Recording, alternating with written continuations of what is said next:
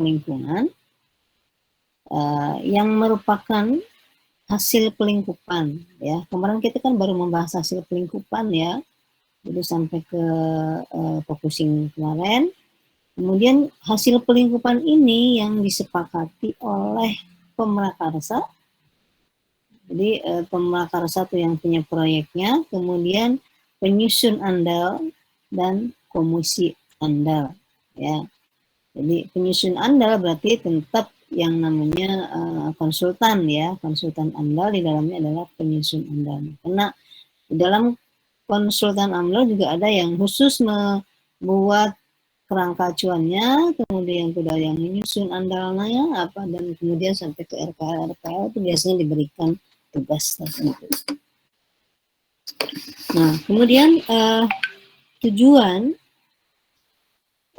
dari kerangka acuan ini, dari pengertiannya, yaitu untuk merumuskan ruang lingkup dan kedalaman studi andal. Jadi kedalamannya sesuai dengan dampak-dampak yang sudah dikaji sedemikian rupa oleh para ahlinya, yang memang benar-benar itu merupakan dampak penting dan besar. Kemudian tujuan dari kerangka acuan ini juga adalah mengarahkan untuk studi andal agar berjalan efektif dan efisien sesuai dengan biaya, kemudian tenaga, dan waktu yang tersedia. Jadi dampak yang sudah digabung-gabungkan tadi menjadi satu kesatuan dampak yang intinya adalah sama. Di sini lebih efisien dan efektif ya. Di tujuan itu dari kerangka acuan. Kemarin di saat pelingkupan kita sudah bahas juga tentang komponen-komponen ya, komponen-komponen yang diamati baik dari pengamatan fisik, kimia, biologi, Susekut sampai ke Hankamnas. Nah, kemudian di sini untuk hasil pelingkupan juga kita sudah bahas tentang batas studi. Batas studi itu kemarin ada 4, yaitu ada batas proyek, ada batas administrasi, batas sosial, dan batas ekologi. Jadi itu yang akan dimasukkan ke dalam kerangka acuan ya, semuanya nanti dilaporkan di dalam kerangka acuan, dalam dokumen KA. Oke.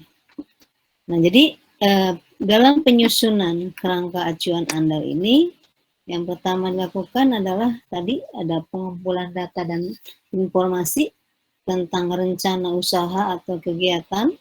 Jadi sebelum kita mengumpulkan data dampak penting kan harus tahu dulu proyeknya apa, rencananya seperti apa, usahanya apa gitu, dan lokasi di mana ya. Nah, jadi lokasi ini menentukan dalam pembahasan rona lingkungan. Rona lingkungan adalah kondisi di mana lokasi tersebut sebelum terjadinya proyek. Ya, jadi digambarkan sedemikian rupa rona lingkungannya akan seperti apa, itu adalah di sini ketika pengumpulan data. Nah, selain rona lingkungan, menggambarkan rona lingkungan awal, itu dikumpulkan juga data tentang kegiatan lain. Kegiatan lain di sekitar rencana usaha atau kegiatan. Nah, di sini kita pasti akan ada dampak tambahan gitu ya. Dampak tambahan jika ada rencana usaha yang dilakukan juga di sekitar lokasi yang akan kita bangun misalnya gitu ya. Jadi misalkan ada mall tapi di sebelahnya lagi ada lagi pembangunan lain, bisa ternyata ada pabrik, ada apa, itu apakah dampaknya apa akan terakumulasi juga dengan dampak yang dari mall yang akan dibangun gitu ya. Jadi itu juga harus dilakukan data-data dan informasinya. Selain itu baru ada tanggapan, saran, dan pendapat masyarakat. Nah, di sini kan di awal ketika bahwa itu perlu AMDAL atau tidak, baru kemudian kita langkah awal kan mengadakan sosialisasi publik. Sosialisasi publik sehingga ketika ada masukan-masukan dari masyarakat, itu juga ditampung menjadikan data di dalam penyusunan kerangka acuan.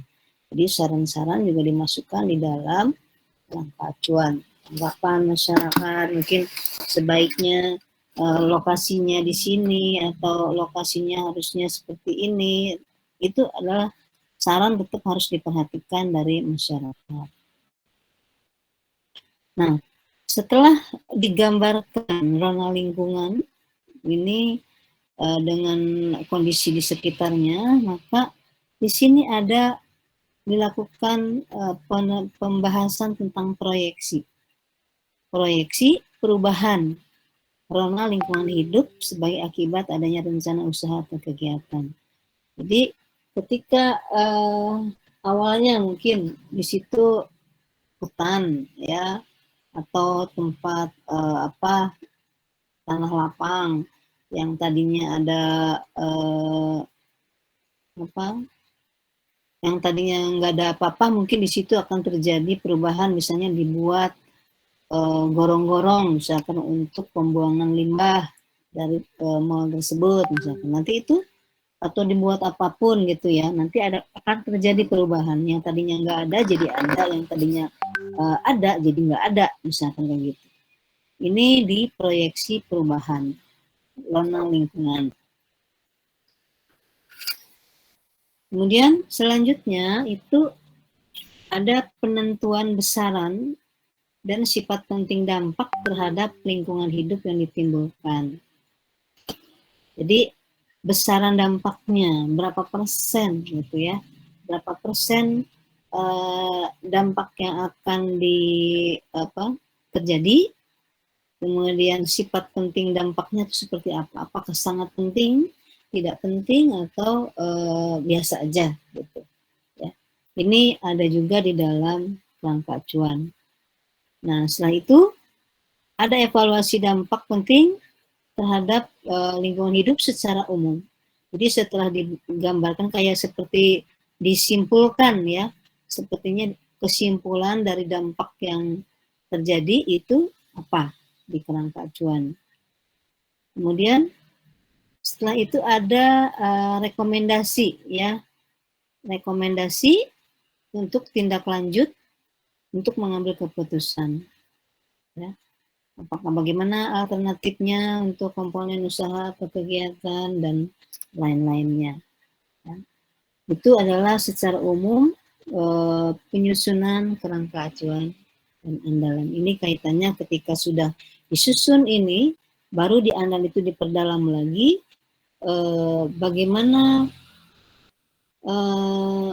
analisisnya. Jadi dampak ini asalnya dari ini, penyebabnya ini, besarannya seperti apa, itu dikupas lebih dalam di dalam andal. Kalau di kerangka acuan hanya inti-intinya saja, tetapi kalau di andal itu sudah lebih mendalam lagi. Oke, jadi ini adalah isi dari kerangka acuan. Jadi secara umum itu yang pasti ini sistematikanya ya. Yang pertama pasti ada pendahuluan, di dalam pendahuluan itu ada latar belakang kenapa dilakukan pembangunan tersebut. Kemudian di sini ada tujuan dan kegunaan studi AMDAL tentunya di sini, kegunaan dan studi AMDAL. Nah, di sini di latar belakang ini pastinya itu akan diisi oleh beberapa pustaka atau kajian tentang beberapa peraturan. Karena kita tahu bahwa AMDAL adalah dokumen hukum dan dokumen ilmiah. Jadi di sini di latar belakang itu ada latar belakang yang menyertainya dengan beberapa peraturan. Ini tujuan dan kegunaan studi AMDAL itu untuk apa? Ya. Jadi tentu saja ada beberapa tujuan, karena intinya adalah mengurangi dampak lingkungan, kemudian kalau di latar belakang itu kegunaan proyek itu untuk apa sih gitu, kenapa perlu dibangun gitu ya, mungkin untuk meningkatkan produktivitas, meningkatkan sarana prasarana dan sebagainya, ini ada di latar belakang.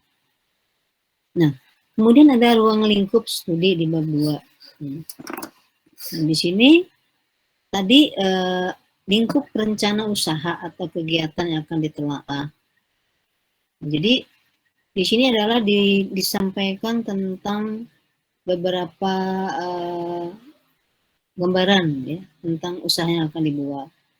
Usahanya jenisnya apa, kemudian produknya apa, kemudian lokasinya, kemudian rencana kegiatan menggunakan teknologi apa, itu ada di sini. Ya. Teknologinya apa yang akan digunakan. Jadi sampai ke itu apa alat-alat berat yang akan digunakan segala macam itu ada di sini ya. Alat berat, kemudian berapa orang tukang-tukangnya, kemudian bahkan sampai ke beberapa merek ya, merek alat yang digunakan juga ditampilkan di sini.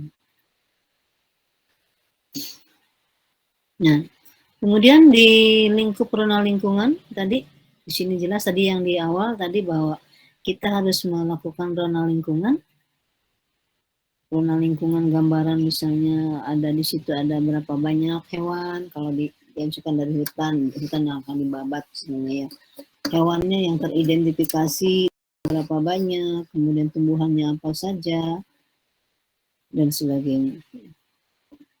Nah ini kalau untuk tumbuhan hewan pasti bagian orang biologi, tapi kalau untuk yang lain-lainnya, sekitar tentang ada warung-warung, ada kegiatan ekonomi apa, itu di bagian Sosekbud misalkan gitu ya.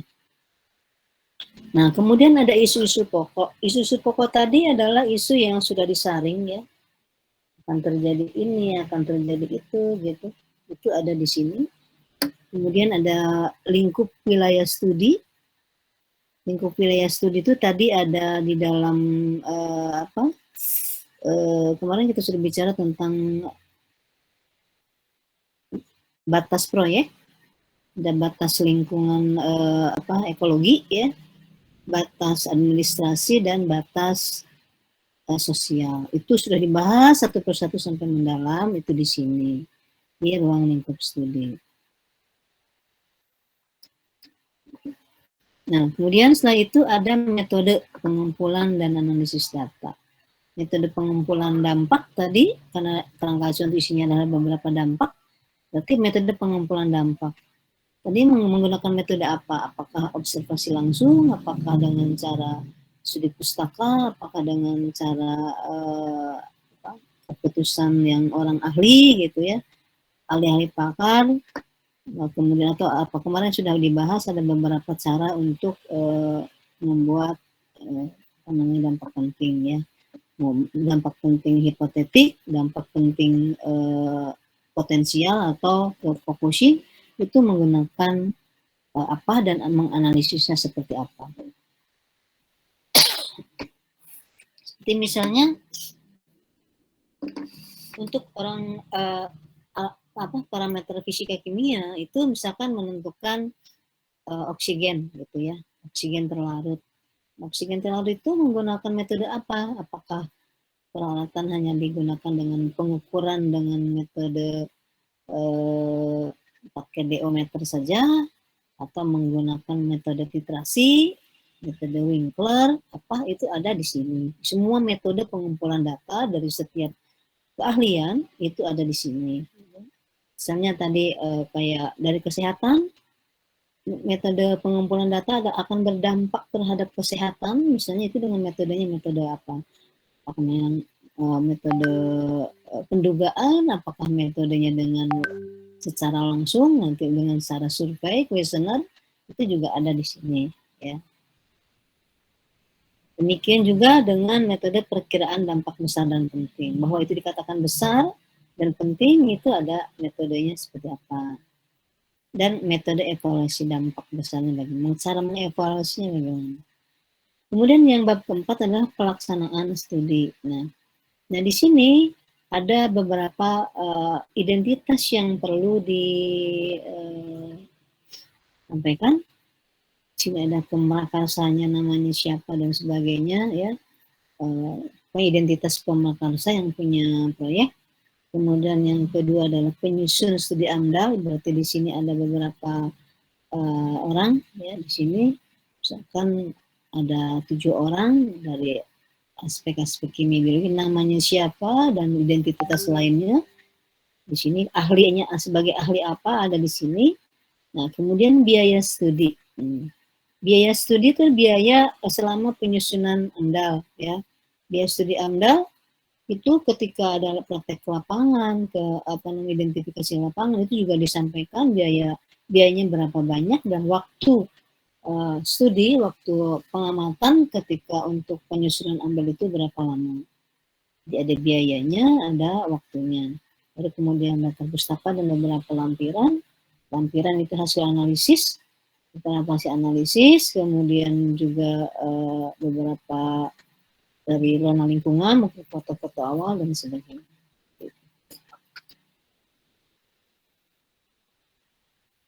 Oke, jadi kalau sudah kerangka acuannya lengkap, maka langkah selanjutnya adalah AMDAL. Ya. Dokumen yang akan dibuat selanjutnya adalah AMDAL, analisis dampak lingkungan.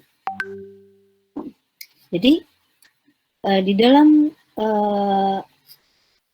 PP 27 tahun 1991 pasal 1 itu ada tentang AMDAL, yaitu telah secara cermat dan mendalam tentang dampak besar dan penting tentang suatu kegiatan atau usaha ya yang akan dilakukan. Nah, ruang lingkup kajian AMDAL itu merupakan hasil focusing ya. Jadi di sini penentuan dampak-dampak penting yang akan dikaji secara lebih mendalam. Kedalaman studi ini berkaitan dengan penentuan metodologi yang akan digunakan untuk mengkaji dampak. Jadi dampak yang sudah difokusin di dalam pelingkupan itu akan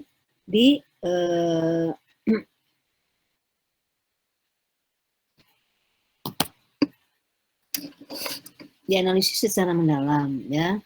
Nah, arti dampak penting di sini adalah perubahan yang sangat mendasar dan diakibatkan oleh kegiatan. Masih ingat ya, ada 7 kriteria dampak besar dan penting sesuai dengan keputusan Kepala Bapeda 56. Ini kalau ini tidak akan lepas dari tadi kriteria dampak pentingnya tadi ya.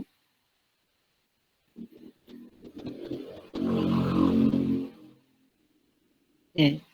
Jadi AMDAL ini merupakan kesepakatan antara pemrakarsa kegiatan dan komisi penilai AMDAL melalui proses yang disebut dengan pelingkupan tadi yang sebelumnya kita sudah bahas kemarin. Nah, jadi tujuan dari AMDAL, tadi kan tujuan dari KA, sekarang tujuan dari AMDAL.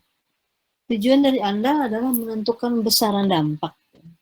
Dilakukan penentuan sifat penting dampak dengan cara membandingkan besaran dampak dan kriteria dampak penting yang telah ditetapkan oleh pemerintah. Jadi pemerintah sudah menetapkan 7 tadi, maka apakah itu sesuai gitu ya ketika kita dibandingkan. Kalau ternyata tidak sesuai, ternyata ini tidak sesuai, tidak terlalu berdampak kepada manusia, berarti itu mungkin tidak termasuk dampak penting. Gitu. Tapi ternyata kalau dari ketujuh itu ada beberapa yang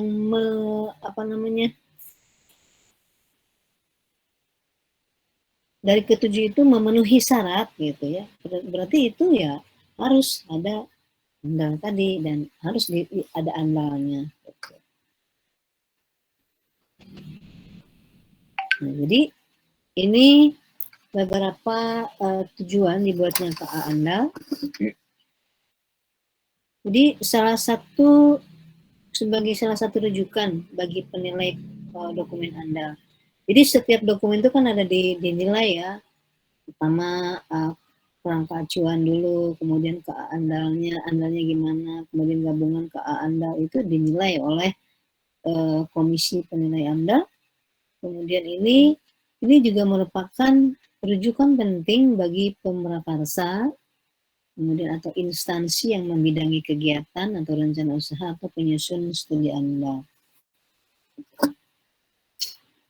Nah, kemudian fungsinya ya ini tujuan mengarahkan studi AMDAL supaya berjalan lebih efektif, sama ya seperti tadi, sesuai dengan waktu, biaya, dan tenaga yang tersedia, dan merumuskan ruang lingkup serta kedalaman di studi AMDAL. Ada dasar penyusunan, pertimbangan. Ada yang pertama adalah keanekaragaman, bahwa di sini baik dari bentuk proyeknya, sarananya, tujuan, ukuran, dan sebagainya, sehingga ini perlu ditetapkan. Jangan mungkin kita pengen yang besar gitu ya, tadi proyeknya pengen besar, tetapi ketika kita sudah melihat dampak-dampaknya itu ternyata juga akan sangat luas, maka mungkin saja ukuran atau batas proyeknya yang akan dilakukan bisa diperkecil gitu ya, akan diperkecil dengan ketika menganalisis dengan AMDAL. Bisa perubahan di sini akan terjadi ya tadi, sarana juga. Kalau terlalu banyak dampak mungkin sarana juga akan dikurangi. Kalau ternyata nanti harus diperbanyak sarananya untuk memperkecil dampak juga bisa ditambah gitu. Jadi ini harus benar-benar dianalisis secara mendalam. Jadi bentuk juga sama. Apakah bentuknya membahayakan atau bagaimana, itu juga bisa apa misalkan ada beberapa harus kan ini disesuaikan dengan arsiteknya ya, seperti apa, mau membangun dengan bahan-bahan bangunannya seperti apa juga ini harus dijelaskan. Nah, jadi ini sebagai arahan mengenai komponen kegiatan usaha manakah yang perlu ditelaah. Kemudian keterbatasan sumber daya. Jadi berkaitan dengan keterbatasan waktu, tenaga, dan dana, metode ini memberikan kejelasan bagaimana bisa menyesuaikan tujuan yang ingin diraih gitu ya. Jadi sumber daya yang ada itu juga harus dipertimbangkan dari tukangnya, dari apapun gitu ya. Ternyata dia mau menggunakan metode ini tapi sumber dayanya nggak ada. Sumber daya itu bisa dari lingkungan juga, diambil dari sekitar, atau bisa sumber daya manusia juga ya. Kalau misalkan ininya banyak, bangunannya mau dibuat semegah mungkin, kemudian seluas mungkin, ternyata tidak ada sumber daya manusianya yang membangun, juga itu tidak akan efektif ya. Efisien tentu berhubungan dengan kebutuhan di sini ya. Kebutuhannya seperti apa, yang penting efektif dan efisien harus diperhatikan. Nah, apa isi dari AMDAL? Tadi kan isi kerangka acuan, sekarang isi dari AMDAL apa? Sini yang pertama adalah ada pendahuluan, kemudian ada deskripsi ringkasan kegiatan, dampak penting, ada batas wilayah studi, tadi batas waktu kajian. Jadi masing-masing butir diuraikan pada bagian ini sesuai dengan acuan pada hasil pelingkupan. Gitu. Jadi dibahas lagi benar-benar secara mendalam. Kalau di kerangka acuan mungkin batas studi antara hanya ini sampai sini, batas ekologi dari sini sampai sini, tapi ketika di AMDAL sudah dibahas lagi. Misalnya tadi batas ekologi dan limbah cair misalnya, atau limbah cair ini kenapa bisa sampai sejauh itu batasnya, batas ekologinya, karena mungkin ada debit air yang akan membawa, itu secara ilmiah itu dijelaskan di sini. Kalau batas misalkan batas udara, misalkan gas atau uap itu asap, kenapa sampai sejauh ini, itu dijelaskan juga seperti kemarin sudah saya jelaskan, misalnya dengan alat atau yang digunakan itu beberapa kekuatannya gitu, kemudian akan menghasilkan asap berapa banyak, kemudian akan dialirkan ke cerobong asap dengan tinggi berapa meter, kemudian jika kecepatan angin di situ rata-rata berapa, maka asap itu akan jatuh sejauh mana. Nah, itu kan harus dianalisis di sini, ya. Jadi dengan cara beberapa kajian ilmiah. Kemudian di sini deskripsi rincian zona lingkungan hidup awal. Tadi di kerangka acuan sudah ada rencana zona awalnya seperti apa. Namun di sini akan lebih luas lagi untuk pembahasan dari geofisiknya, kemudian dari aspek biologinya, ya, dari kesehatan masyarakat dan lain-lain. Kemudian di sini ada beberapa perakiraan dampak penting dan evaluasi dampak penting seperti pada di kerangka acuan, tetapi dibahas lebih mendalam. Nah, untuk prosedur pelaksanaan Anda, ya, ada membagi langkah-langkah melakukan pelaksanaan Anda. Ada yang sangat sederhana, ada yang kompleks, ya. Di sini yang secara umum ini biasanya hanya basic saja, ya, secara dasar itu secara umum. Kemudian zona lingkungan yang harus dicantumkan di andal itu, kemudian pendugaan dampak, impact assessment, ada seleksi usulan. Jadi seleksi usulan ini ada usulan proyeknya itu mungkin ada beberapa seleksi, harusnya begini, tetapi diusulkan lagi begini. Jadi ada beberapa metode yang diusulkan. Itu nanti yang akan dinilai oleh oleh penilai Anda. Jadi seleksi usulan proyek. Jadi ada penilaian. Kalau misalnya kita rencana A, ada rencana B, diusulkan beberapa rencana, mana yang akan disetujui, begitu. Baru kemudian penyusunan laporan Anda. Jadi ini sebagai preparation, jadi persiapan, ya, tentang beberapa ini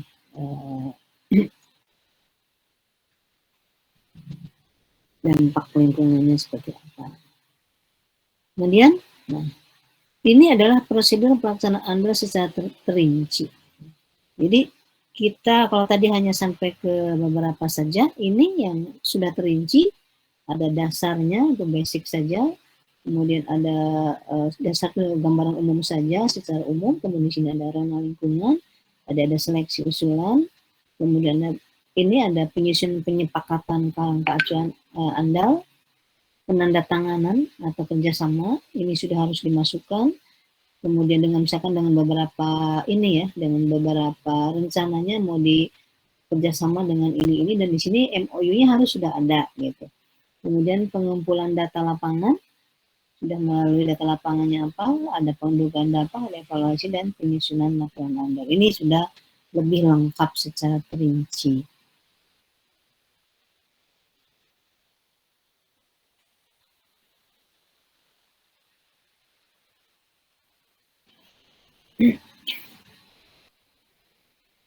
Nah, ini kemudian kita bahas satu persatu, ya, dari yang andal tadi. Nah, zona lingkungan, ya, harus menggambarkan apa. Jadi menyusun gambaran keadaan lingkungan di tempat proyek atau kegiatan akan dibangun dan di daerah sekitar proyek tersebut. Itu tadi sudah disampaikan. Nah, di sini akan lebih lengkap lagi. Kemudian, nah, fungsinya kita kenapa harus menggambarkan zona lingkungan adalah untuk menduga keadaan lingkungan tanpa proyek dan keadaan lingkungan pada saat berjalan. Zona lingkungan berguna bagi pengambil keputusan. Jadi kan ada yang prakonstruksi, ada saat konstruksi, dan nanti itu akan berbeda, ya. Nanti perubahannya akan terjadi itu seperti apa akan digambarkan di sini.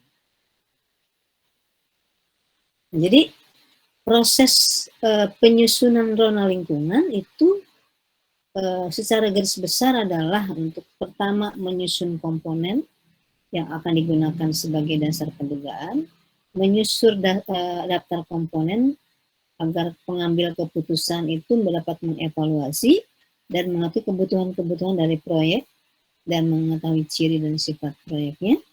Kemudian menyusun daftar komponen lingkungan berdasarkan kebutuhan dari proyek. Jadi komponen-komponen ini yang akan dibahas di dalam zona lingkungan. Nah, dalam menyusun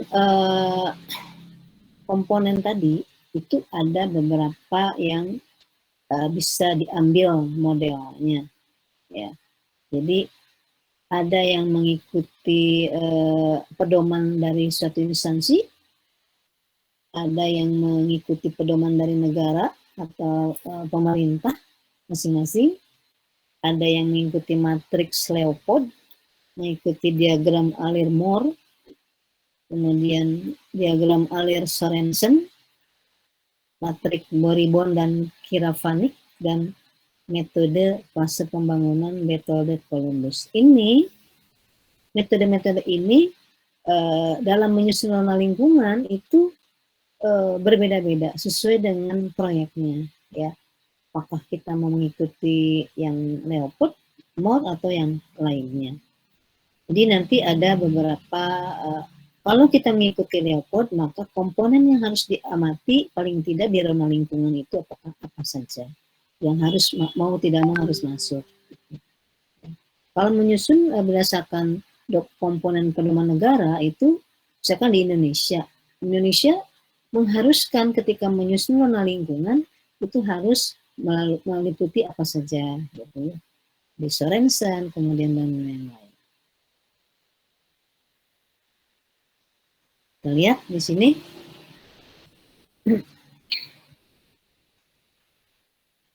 Nah, untuk tipe AMDAL yang cakupannya ekosistem yang luas, ya, cakupannya luas, misalnya AMDAL regional, satu region gitu ya.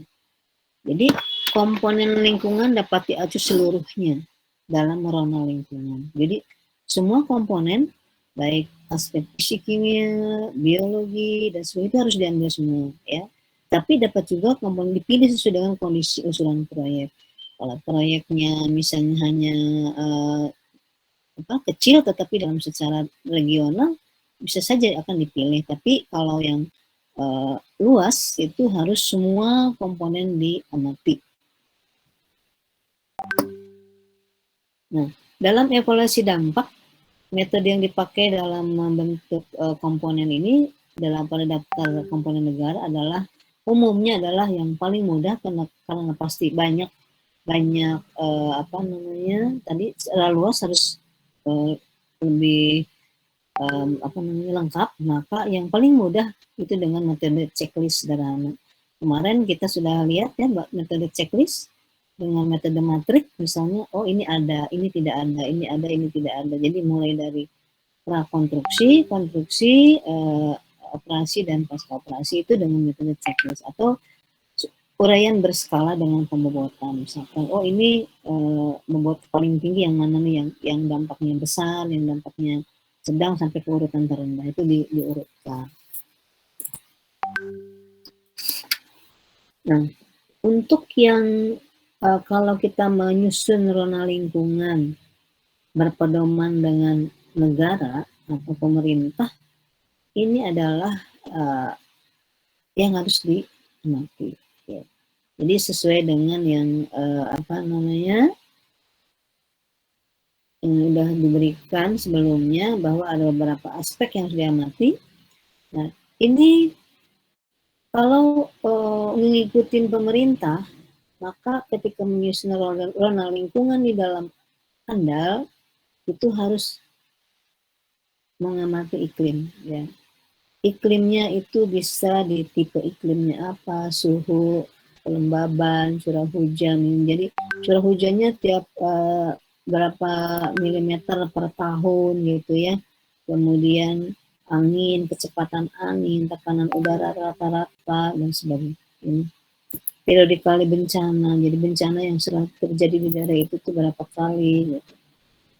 Kualitas udaranya apakah sudah ada pengukuran. Biasanya kan harusnya kan setiap kota itu ada namanya pengukur kualitas udara ya. Dulu di Jakarta biasanya ada, tapi nggak tahu rusak ya, beberapa. Jadi udara yang sedang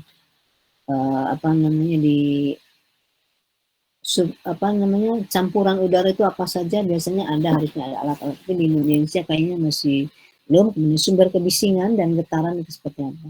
Itu di iklim, jadi iklim aja meliputi beberapa aspek yang harus diamati. Kemudian fisiografi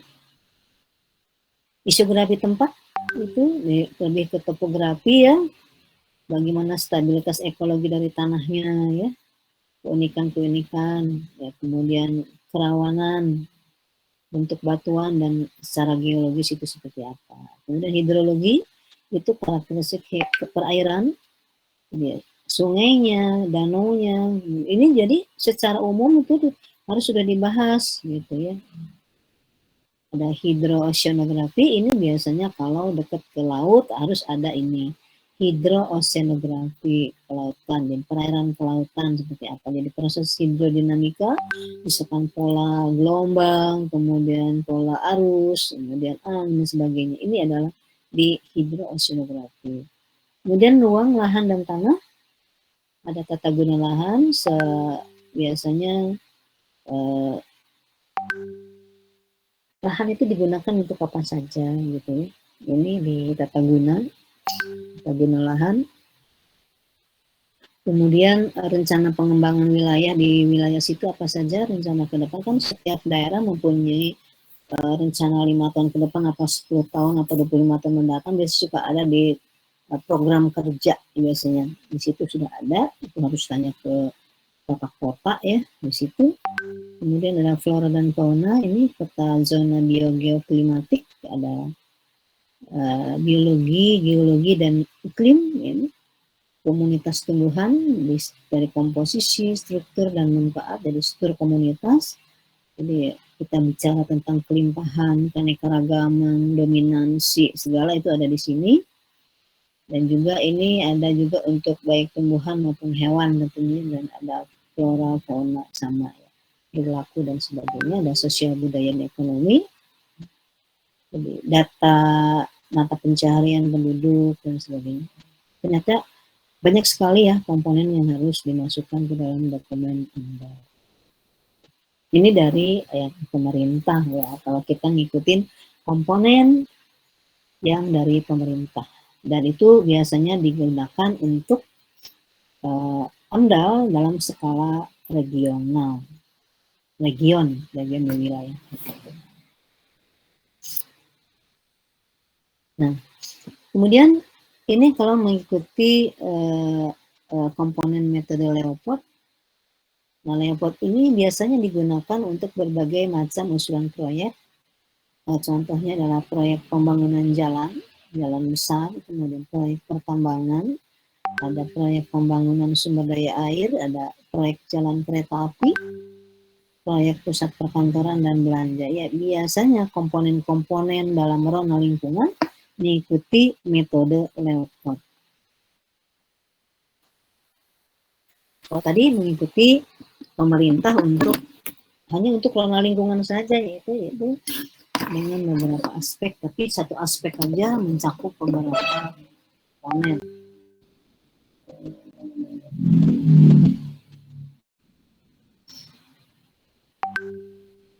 Selanjutnya ini adalah tadi masih komponen lingkungan dapat diacu 100%. Dapat pula dipilih sesuai dengan kondisi usulan proyek. Tetapi komponen lingkungan yang diacu dipilih dan ditetapkan harus sesuai dengan daftar komponen Leopold. Jadi tadi dari komponen Leopold bisa diatur 100% atau bisa juga dipilih. Tetapi tadi harus tetap mengikuti daftar Leopold, jadi tidak dirubah. Ini adalah model Leopold.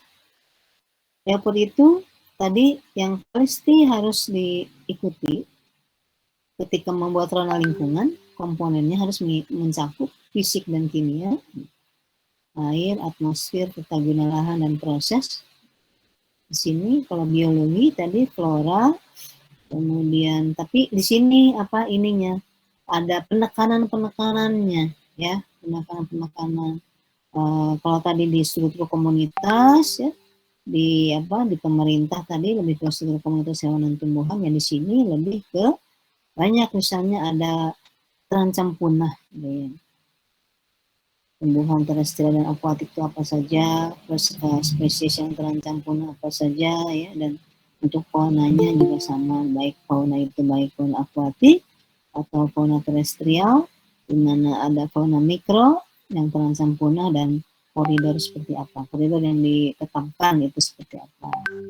Kemudian untuk sosial ini penggunaan lahan, tempat rekreasi, estetika, dan kesenangan, ada pola kebudayaan, mata pencaharian dan sebagainya. Sosialnya ditekankan ke arah-arah sini gitu ya. Kemudian ini hubungan dengan ini ada eutrofikasi. Eutrofikasi itu pengayaan unsur hara, ada rantai makanan, penyakit dan lain-lain.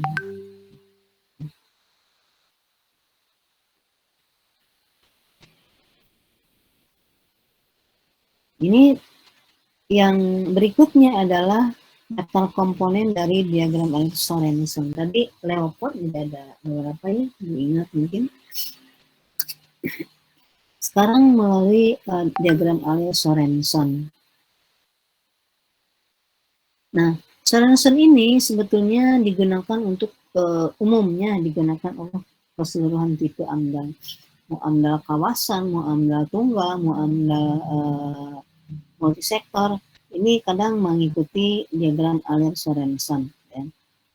Masih ingat ya, kalau AMDAL tunggal itu apa, AMDAL kawasan itu apa, dan AMDAL multisektor itu apa. Nah, ini biasanya tadi ketika menyusun zona lingkungan mengikuti diagram Sorensen. Jadi komponen lingkungan yang diacu berasal dari hasil analisis dampak aktivitas dalam usulan proyek. Ini biasanya mengikuti metode checklist dan metode ad hoc dan metode flowchart. Metode flowchart. Tahu ya flowchart ya? Diagram alir. Diagram alir, habis ini, itu namanya diagram alir, itu namanya metode Sorensen.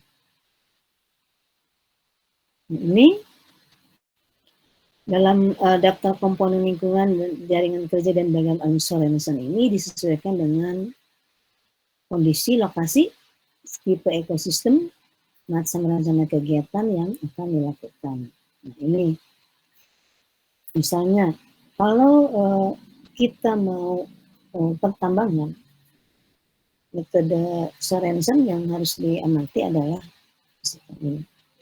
ada geofisik dan kimia, ada biologinya, ada sosial ekonomi.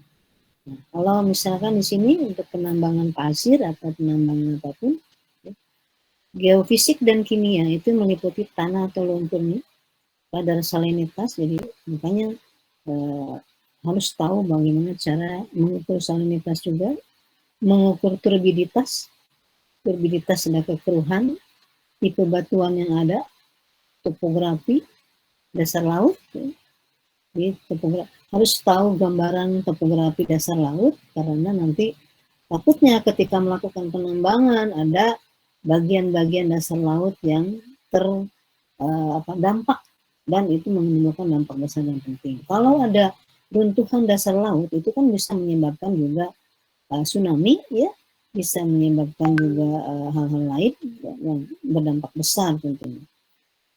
Kan kalau menambang itu kan pasti di dasar laut ya, dasar, ketika dasar lautnya, laut itu kan di dalam laut itu seperti daratan, ada pegunungannya, ada bukit-bukitnya, ada cekungan-cekungan dan sebagainya. Itu ketika ada penambangan itu makanya gambaran geofisiknya itu harus dijelaskan dulu, diamati dulu gitu ya. Kemudian biologinya ada vertebrata, ini kondisi habitat dasar laut tadi, spesies yang terancam punah, dan juga ada tentang bioma laut. Ini lebih ke vegetasinya, bioma laut ada nggak sih kalau di dasar laut atau di sekitarnya gitu. Yang terancam punah itu apa saja spesies, misalnya ada spesies penyu misalnya, penyu hijau atau apa di situ yang akan biasanya hidup di situ, apakah ada atau tidak. Nah, kemudian untuk sosial ekonomi itu dampak membuang limbah laut atau pasir dan lumpurnya itu seperti apa. Nah, ini juga bisa berdampak pada perikanan laut ini, pada nelayan ya. Gimana pada perikanan lautnya nih?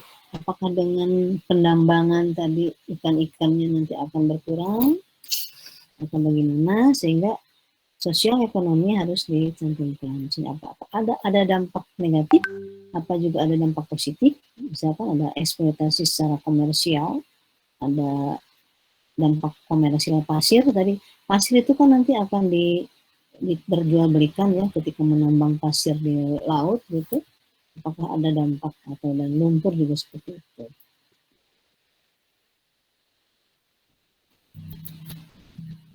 Nah, jadi ini ada dalam diagram air ini, yang ini akan mempengaruhi ini akan mempengaruhi itu gitu. Jadi ini sangat sangat penting karena pasti ada hubungan sebab akibat gitu, timbal baliknya, dan ini biasanya dianalisis untuk pengambilan data dasar, data awal untuk keranah lingkungan. Ini adalah contoh dari penerapan ranah lingkungan dari metode Sorensen,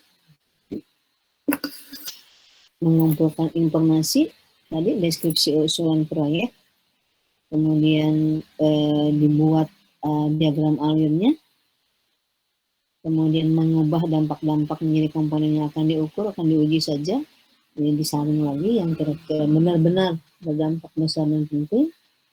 Kemudian baru di sini ada pengkategorian.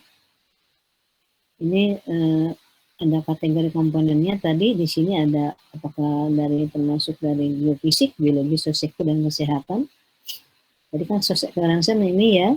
Kemudian ada barulah setelah di sini dibuat kategori, disusun tim andal dan dari berdasarkan komponen-komponen yang akan disusun.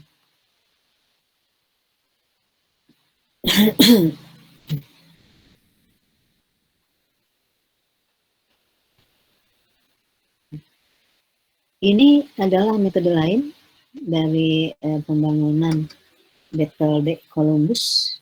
Ini biasanya metode ini yang untuk komponennya itu untuk usulan proyek di dekat perairan atau daerah aliran sungai. Jadi kalau ternyata proyeknya dekat aliran sungai atau dekat perairan, maka harus mengacu ke Battle-Deck Columbus. Nah, komponen lingkungan yang diaju itu harus 100% dari komponen ini. Jadi baik dalam menyusun dampak-dampak penting sampai ke evaluasinya itu mengacu kepada Battle-Deck Columbus.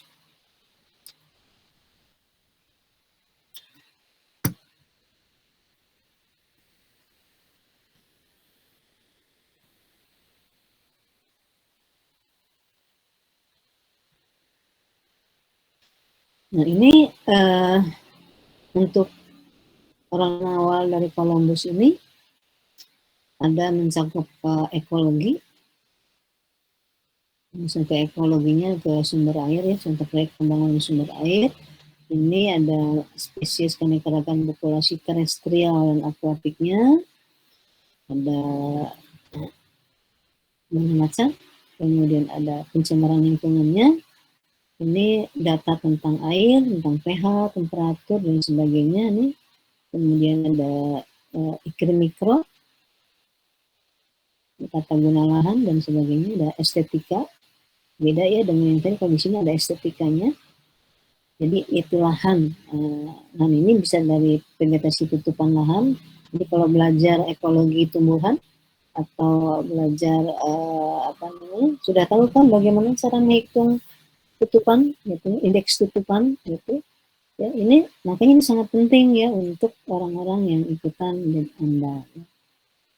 Ya, penampakan air atau penampilan air atau bau dan beberapa macam benda terapung di dalam perairan. Biasanya ada apa saja? Biasanya sampah-sampah yang biasanya terapung, apakah kebanyakan plastik, apakah kebanyakan daun-daun kering atau apa, itu biasanya dimasukkan di sini yang bercampur ke dalam air dan sejarah budaya, arsitektur dan tanda-tanda alam. Misalnya di situ di daerah situ ada apa namanya cagar budaya seperti itu ya, itu harus dimasukkan.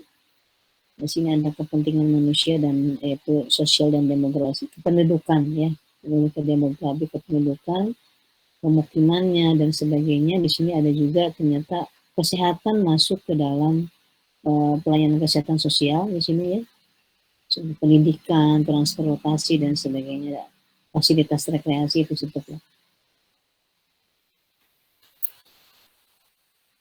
Ini adalah skema langkah dalam prediksi dampak. Tadi ada berwarna lingkungan, ada deskripsi proyek, kemudian ada identifikasi dampak komponen, metodologi andalnya yang digunakan apa, kemudian di sini adalah yang melakukan adalah keahlian dari tim, penghitungan dampak juga sama ya, ini metode matematik namanya. Kalau menduga itu ada pemodelan ya, model-model 2 tahun akan mendatang dengan kondisi seperti ini akan menjadi apa, 3 tahun mendatang akan menjadi apa, itu kan dari orang-orang yang ahli dalam pemodelan sehingga ini bisa terlihat komponen lingkungan akan terjadi berapa tahun ke belakang ke depan, atau apa namanya akan terjadi seperti apa, lebih parah atau lebih lebih bisa menurun gitu.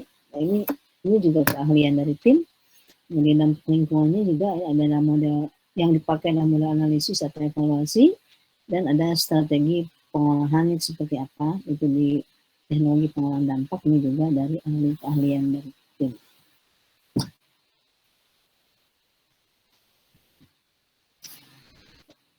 Ini adalah cara menyusun atau secara garis besar ya.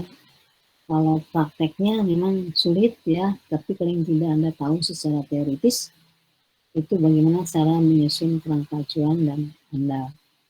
Jadi sudah digambarkan.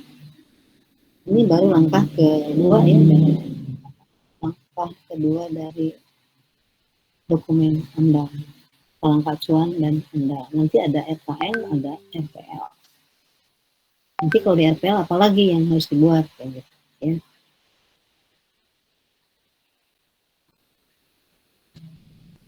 Baik, sampai di sini silakan ada yang mau bertanya.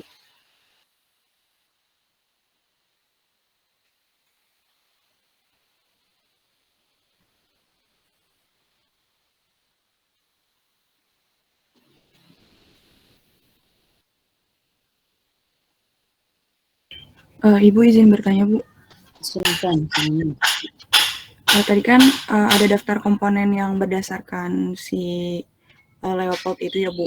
Ya. Nah, di situ komponennya ada hubungan ekologi, di antara itu rantai makanan. Nah, saya tuh masih bingung, Bu, hubungannya dengan apa? Kenapa sih rantai makanan itu dijadikan komponennya gitu? Ya. Baik. Kenapa rantai makanan dijadikan suatu komponen yang perlu diamati ya? Mungkin di sini tujuannya adalah kita kan tahu bahwa keseimbangan ekosistem itu bisa dilihat dari adanya rantai makanan gitu ya. Jadi ekosistem di suatu tempat, lingkungan itu kan akan baik atau tidak kalau terjadi hubungan yang tetap baik gitu. Ketika ada produsen primer, maka harus ada yang memakannya. Demikian juga seperti itu kan akan memperlihatkan keseimbangan ekosistem gitu. Kalau ternyata oh di sini ternyata ada ini tuh makanannya siapa, ini makanannya siapa. Kalau ternyata oh nggak ada ini, ternyata binatangnya jadi hilang, berarti kan rantai makanan jadi terputus seperti itu. Jadi ini kaitannya tetap kalau kita bicara lingkungan, bicaranya adalah keseimbangan ekosistem. Nah, salah satu keseimbangan ekosistem dapat dilihat dari rantai makanan.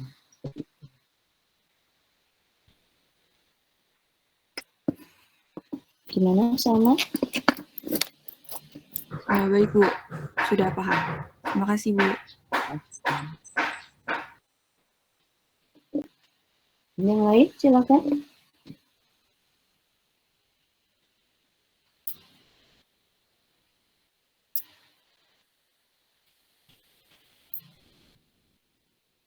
Silakan ya, Bang.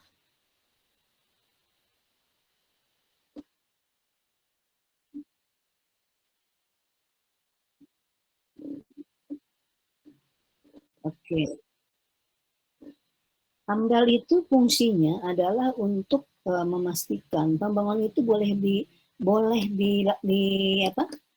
Boleh dilakukan atau tidak. Jadi nyusun AMDAL itu hanya sampai dia ini aja. Oke, boleh gitu. Kalau nggak boleh ya sudah. Tetapi ketika ada monitoring dari pihak-pihak yang apa namanya berkepentingan terkait, kalau ternyata ketika dalam pembangunan ada hal-hal yang tidak sesuai, maka AMDAL itu wajib diperbaiki. Jadi kembali lagi ke penyusun AMDAL-nya, wajib diperbaiki lagi sampai bisa dijaga. Tadi si pembangunannya dihentikan dulu, baru kemudian setelah diperbaiki nanti bisa dilanjutkan. Gitu. Tetap harus ada koreksi. Tapi kalau sampai dokumen AMDAL disetujui, sudah silakan dikerjakan. Gitu. Tapi di dalamnya kan sudah ada. Di dalam AMDAL itu sudah ada ketika proyek itu berjalan, ada dampak ini, nanti sudah ada cara penanggulangannya, nanti langsung ditanggulangi dengan cara ini.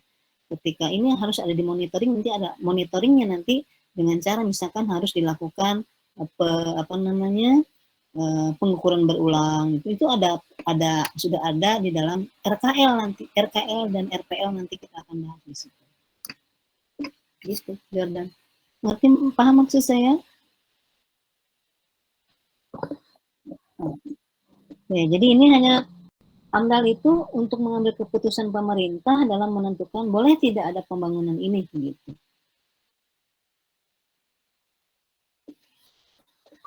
Jadi sebelum sampai ke sesudah proyek tetap ada di dalam AMDAL itu sudah direncanakan, ada sudah tertulis. Gitu.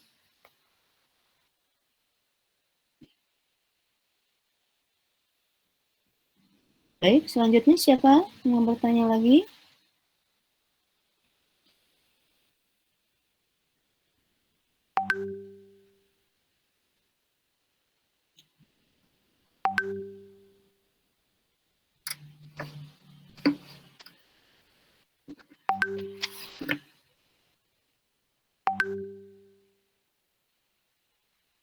Ayo yang belum paham, jangan sampai ujian nggak bisa ya.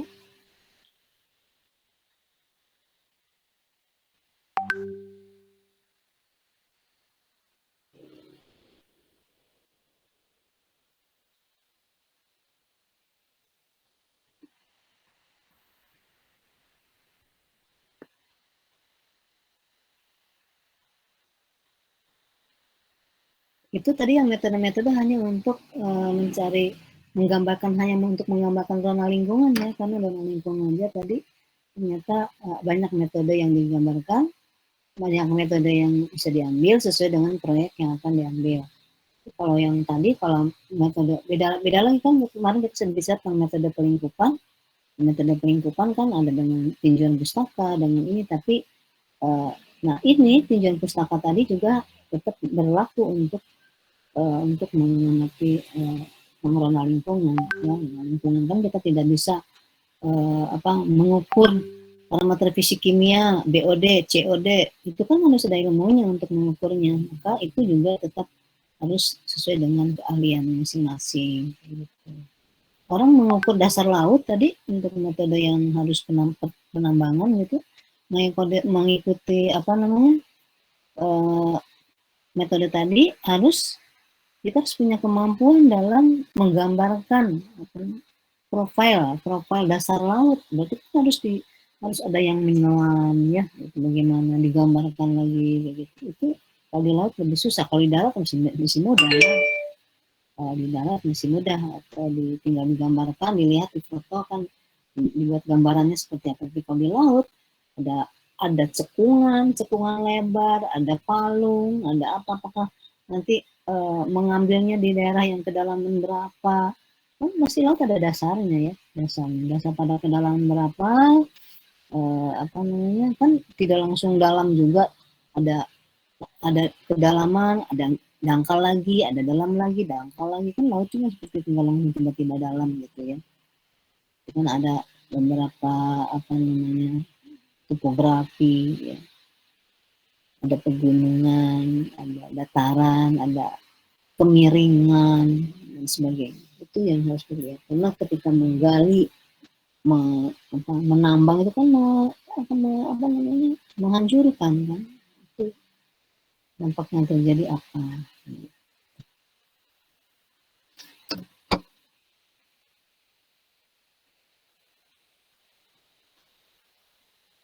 Ayo, siapa yang mau tanya lagi?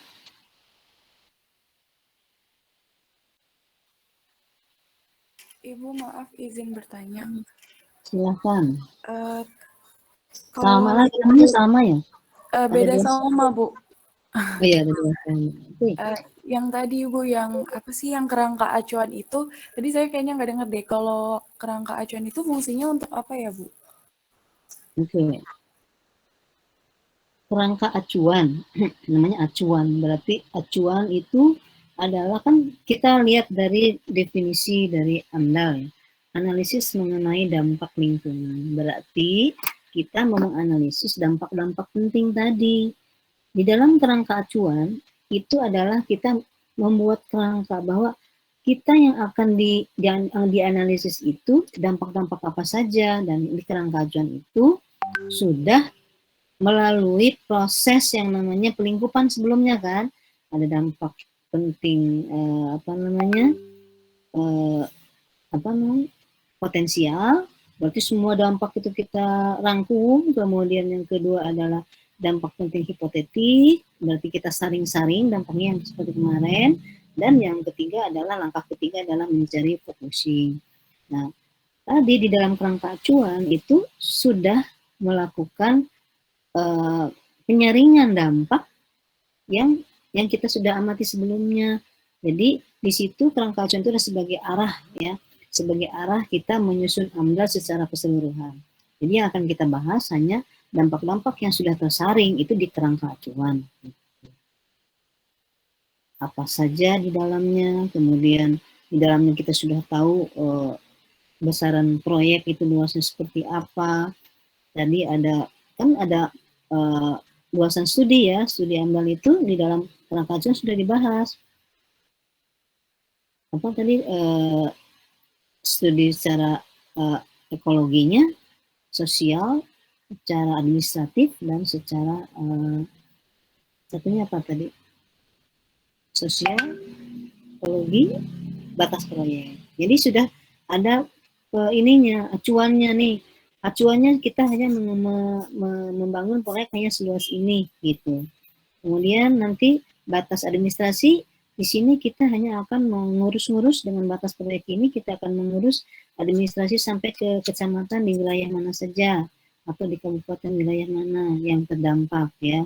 Kemudian nanti batas ekologinya, berarti batas ekologi itu hanya akan meliputi sampai ke wilayah mana, baik batas ekologinya itu nanti batas dari dampak ini asap-asapnya atau limbah cairnya, limbah padatnya atau limbah gasnya gitu ya.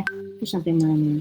Jadi nanti penanggulangannya itu untuk berikutnya di AMDAL-nya seperti apa, di RKL-nya seperti apa, dan di RPL-nya seperti apa. Jadi sudah dibatasi di dalam kerangka acuan gitu. Gitu sama. Oke, baik Bu, terima kasih. Ya.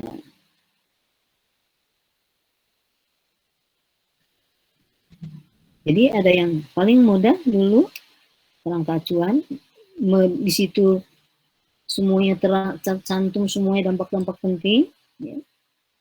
Baik yang potensial, hipotetik maupun yang sudah fokusing. Nanti di AMDAL itu dianalisis lagi yang fokus-fokusnya saja. Nanti yang fokus-fokusnya tadi di RKL, rencana mengelolanya itu seperti apa di RKL. Misalkan dampak penting ada terjadi pencemaran air, berarti di RKL rencana mengelolanya gimana nih kalau ada terjadi pencemaran air. Maka nanti airnya itu akan dilakukan remediasi. Misalkan kita dilakukan remediasi itu sudah direncanakan akan dilakukan remediasi. Misalnya kalau terjadi pencemaran dari limbah minyak misalnya gitu. Atau nanti kalau ternyata nanti ada terjadi pengasaman air di parameter fisik kimia, maka nanti di rencana kelolanya nanti air itu akan diberikan pengapuran untuk agar pH-nya seimbang. Itu sudah di rencana kelola sudah ada. Gitu. Nah, kemudian di rencana pemantauan, gimana memantaunya? Nanti memantaunya adalah setiap sebulan sekali nanti pengapuran itu akan diamati di bagian mana, gitu. Itu adalah rencana kelola. Jadi itu sudah tersusun di rencana kerangka acuan itu acuannya seperti ini, di andalnya akan seperti ini, di rencana kelola seperti itu, dan rencana memantaunya seperti apa. Gitu ya, Salma. Oke, Bu. Dari yang lain silakan.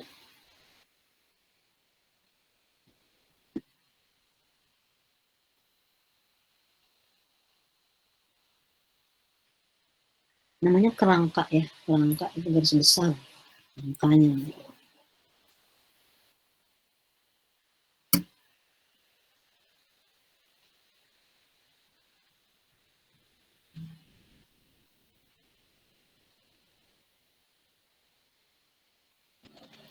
Ini ada lagi?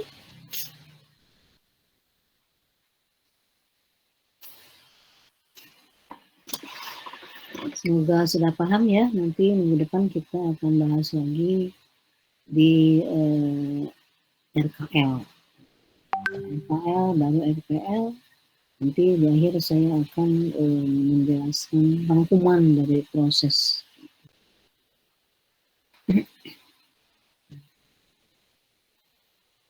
Tidak ada lagi? Baik, semoga sudah paham semua. Kalau tidak ada lagi,